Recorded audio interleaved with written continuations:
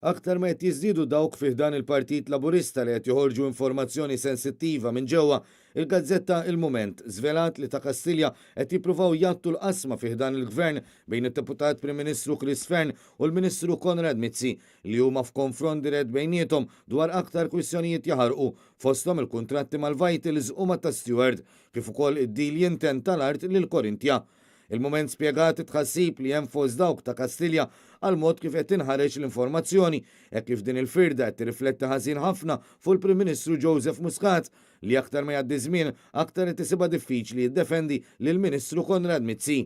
Iżda bit-tama li din il-qasma fil-gvern ma tibqax toħroġ fid-der ta' Kastiljan dew beluq snin il-Prim Ministru biex ixerdu ritratt li ttieħed waqt il-laqgħa tal-Kabinett. Dakinhar madwar Muscat der bil-qiegħda f'nofs il-mejda id-Deputat Prim Ministru Chris Fern, iżda l-Ministru Konrad Mizzi li hu meqjus bħala l-eqreb lejn Muscat kien ferm lilin fuq wara tar-ritratt. Dwar dan ir-ritratt il-Gazzetta Il-Mument żvelat ukoll messaġġ fi grupp ta' WhatsApp li jiġbor fih attivisti laburisti li spiċċaw jiddieħqu bir-ritratt. Dan hekk kif wieħed minnhom saħansitra kiteb li ġabuna qisna tal-X Factor, kulħadd jitbissem qisu baħnan.